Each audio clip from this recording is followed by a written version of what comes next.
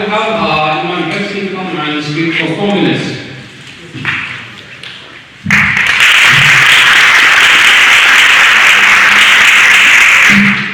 Assalamu alaikum.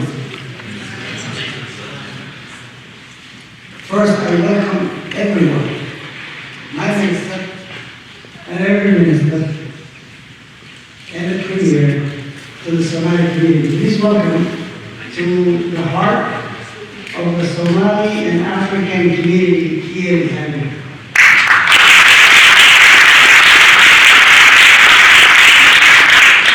I want to talk to the conservative party of America. We as Africans, we consider ourselves as conservative. We Muslims are conservative. But still there is, envy is not an option for us. That's option.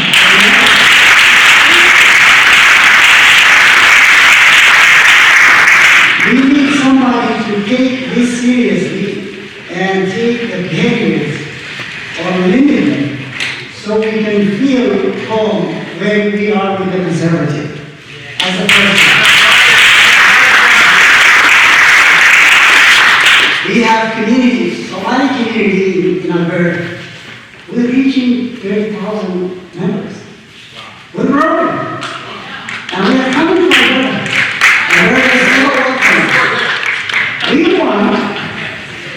We want to have our MLA there in.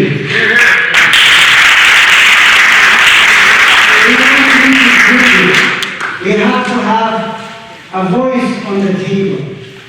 We should not be on the menu all the time. We have representation already, but we need a Somali MLA for the first time in the history of Canada. If not in the world.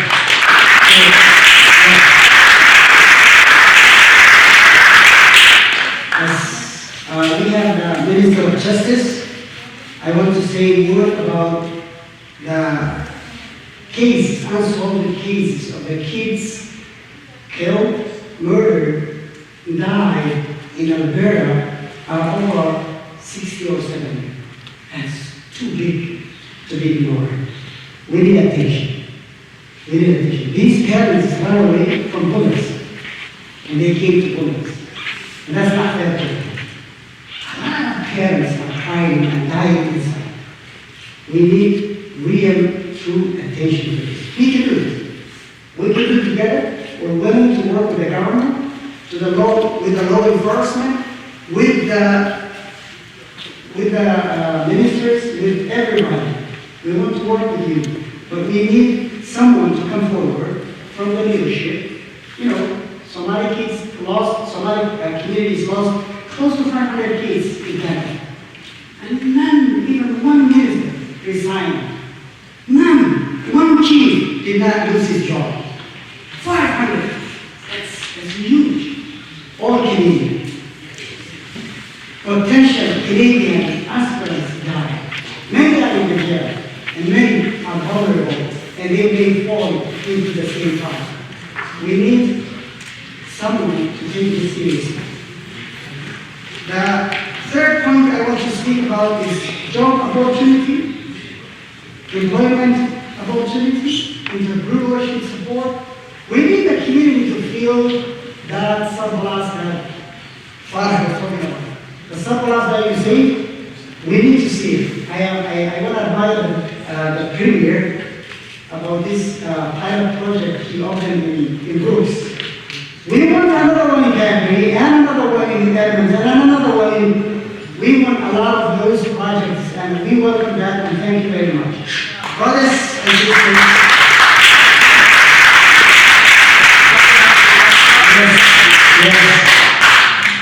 Premier Kenney is our premier. If he needs help, I'm telling you.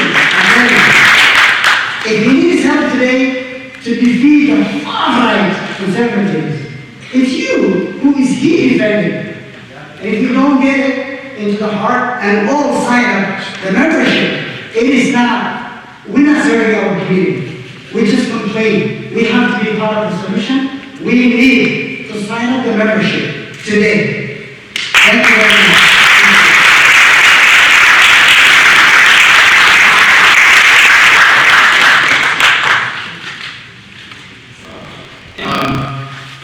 Let me just say thank you to all the communities here, mainly of African origin, from a lot of diverse backgrounds.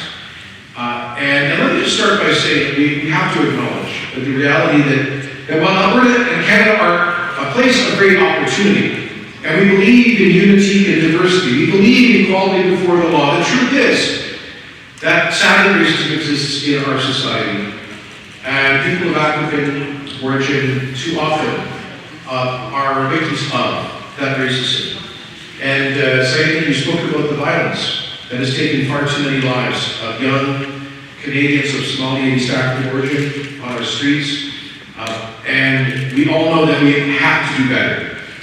This government understands that. And that's why we want to work ever more closely with your communities to ensure that their Canadian lives are lives of peace, security, freedom, and opportunity. And in that, we must all be united in combating racism in all of its forms. Just earlier this morning, yes please. Just earlier this morning, I came from a church of Vietnamese Albertans who came here as refugees from communism. And somebody tried to burn their church down, almost successfully burned their church down this past July. I was there to expand a program that I first announced at the Al-Rashid Mosque in Edmonton, the first mosque built in Canada, the second mosque built in North America, because that mosque, like many others, have been targeted by hate-inspired vandalism and violence. This is unacceptable in our Alberta. And just as we have seen Jewish synagogues and Hebrew schools targeted for vandalism and violence, and last summer, a spate of violence inspired by hate directed at Christians in churches, some of which were burned to the ground, including in our own province. And so I stood at the Al-Rashid Mosque with ministers Yassine and Madu last July to announce the security infrastructure project that we promised Albertans in the last election we would deliver. This provides grants of up to $100,000 for vulnerable community facilities that may be targeted by hate-inspired violence and vandalism, to help them buy monitoring cameras, motion detectors, reinforced doors, blast-resistant film on glass, perimeter fences, trained security personnel, because it is a public obligation to keep people safe, and especially if they're from vulnerable communities that are targeted for hate crimes. Today we announced that we more than doubled the size of that program to $5 million, and I want to encourage all of you,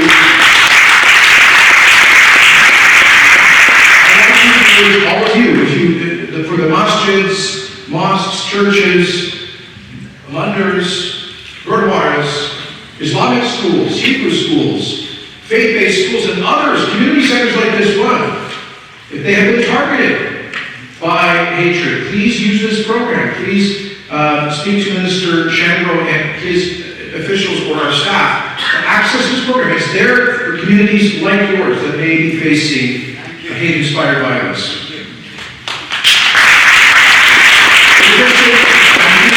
That Minister Madu, as Minister of Justice, appointed a hate crimes coordination unit in Alberta's Ministry of Justice to ensure a coordinated action by all of Alberta's police services, and has appointed a liaison to work with the communities, including the African and Muslim communities, to identify strategies better to prevent and to prosecute hate crimes. We've also committed, including in the recent throne speech, to appoint a special investigator into recent incidents of apparent hate crimes in our society. Last year we saw a number of cases, particularly of East African women wearing hijabs who had been attacked in Edmonton, I think in some cases Calgary, And there seems to be a pattern. We want to know what is going on, what is behind that, what are the common elements, and how can we work together better with the community, with the police agencies and others to keep especially vulnerable women safe from that kind of hatred and violence.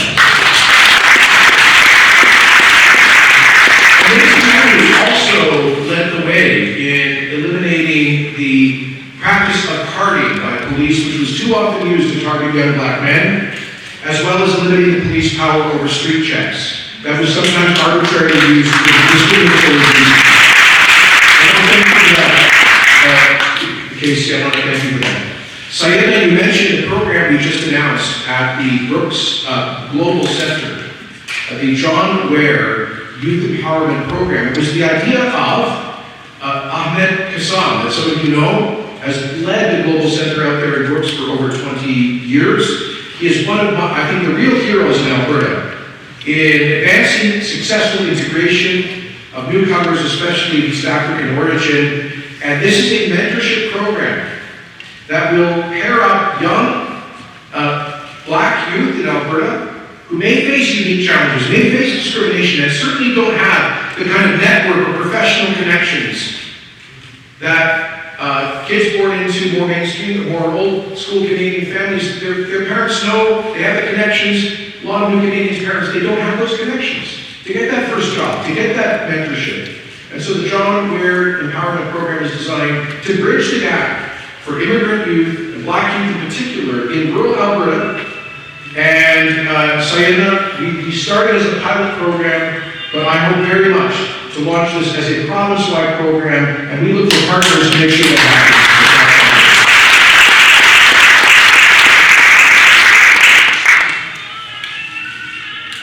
Is it prayer time? Okay, thank you. I didn't want to interrupt, I don't know. So, you're saying you've also talked about crime, and people come here, whether as refugees or economic immigrants, again, to live in a safe and secure society. And one of the reasons that I'm a conservative is because we believe in law and order. We believe in law and order. And we need to ensure that youth, especially, who grow up sometimes with unique challenges, are able to have positive alternatives. So they don't get seduced into criminal activity. So they can go on the right path, the good path, a wholesome path of building lives with good jobs and strong careers, so they can start their own families and stay away from the seductive and destructive path that, let's face it, too often involves drugs and criminality. We need to offer alternatives. Yes, through social programs. Yes, through working with the community. Most importantly, the faith communities. But there is no social program better than a good job. And so, here's a success story. And wave after wave of refugees and immigrants who have overcome adversity, overcome discrimination, overcome because ultimately this country, while flawed and imperfect, is still a great country.